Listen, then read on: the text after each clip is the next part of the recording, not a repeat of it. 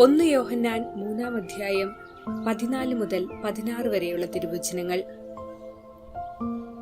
സഹോദരരെ സ്നേഹിക്കുന്നതുകൊണ്ട് നമ്മൾ മരണത്തിൽ നിന്ന് ജീവനിലേക്ക് കടന്നിരിക്കുന്നു എന്നു നാം അറിയുന്നു. സ്നേഹിക്കാത്തവനാകട്ടെ മരണത്തിൽ തന്നെ നിലകൊള്ളുന്നു. സഹോദരനെ വെറുക്കുന്നവൻ കൊലപാതകിയാണ്. കൊലപാതകിയിൽ നിത്യജീവൻ വസിക്കുന്നില്ല എന്നു നിങ്ങൾക്കറിയാമല്ലോ. ക്രിസ്തു സ്വന്തം ജീവൻ നമുക്ക് വേണ്ടി പരിത്യജിച്ചു എന്നതിൽ നിന്നും സ്നേഹമെന്തെന്ന് നാം അറിയുന്നു.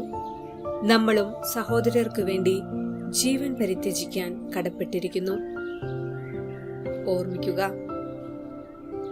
ദൈവഹിതം എന്തെന്നറിഞ്ഞ് അവിടുത്തേക്ക് ജീവിതത്തിൽ എപ്പോഴും 1-ാം സ്ഥാനം കൊടുത്തുകൊണ്ടുമാണ് ദൈവവുമായുള്ള അനുരഞ്ജനം നമുക്ക് സാധ്യമാകുന്നത്. ദൈവത്തിന്റെ കൽപ്പന പാലിച്ചുകൊണ്ടാണ് ദൈവസ്നേഹത്തിൽ നമുക്ക് നിലനിൽക്കാനാവുക. വിശുദ്ധ ബലിയിലൂടെയുള്ള അനന്തമായ ദൈവസ്നേഹം ആസ്വദിക്കുവാൻ അവിടുത്തേക്ക് പുറം തിരിഞ്ഞിരിക്കുന്നവരാകാതെ ദൈവത്തിലേക്ക് തിരിഞ്ഞിരിക്കുന്നവരായി നാം മാറണം. ദൈവത്തെ സ്നേഹിക്കുന്നവന് സഹോദരനെയും സ്നേഹിക്കാതിരിക്കാനാവില്ല.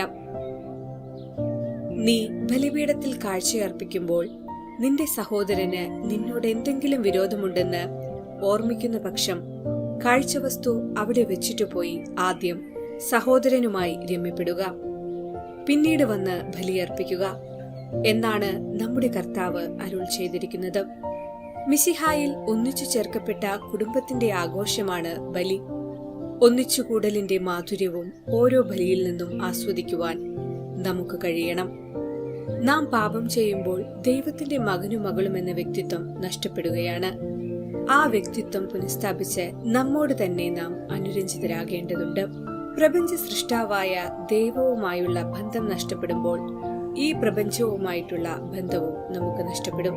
പ്രപഞ്ച വസ്തുക്കൾ നമുക്കെതിരെ തിരിയുകയും നാം അതിനെ കീഴടക്കി ഭരിക്കേണ്ടതിനു പകരം അവ നമ്മെ ഭരിക്കുവാൻ ഇടയാവുകയും ചെയ്യും. ദൈവമക്കളുടെ സ്ഥാനം തിരികെ പ്രാപിച്ചുകൊണ്ട് മാത്രമേ പ്രപഞ്ചവുമായി നമുക്ക് അനുരഞ്ജനത്തിലെത്താൻ സാധിക്കുകയുള്ളൂ.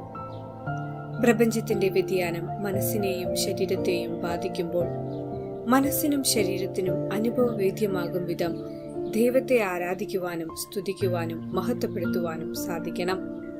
അതുവഴി ദൈവപുത്രസ്ഥാനം നഷ്ടമാകാതെ കാത്തു സൂക്ഷിക്കുവാനുള്ള കൃപയ്ക്കായി പ്രാർത്ഥിക്കാം.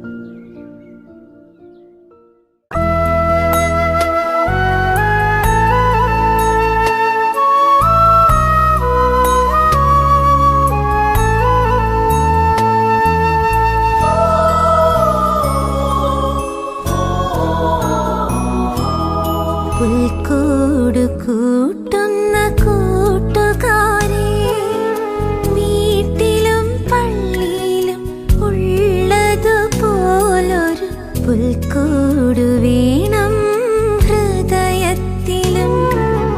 പൊന്നുണ്ണീശോയ്ക്ക് വാണിടുവാൻ പുൽക്കൂട് കൂട്ടുന്ന കൂട്ടുകാരെ,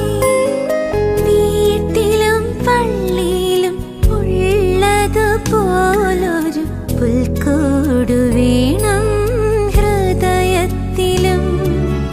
പൊന്നുണ്ണീശോയ്ക്ക്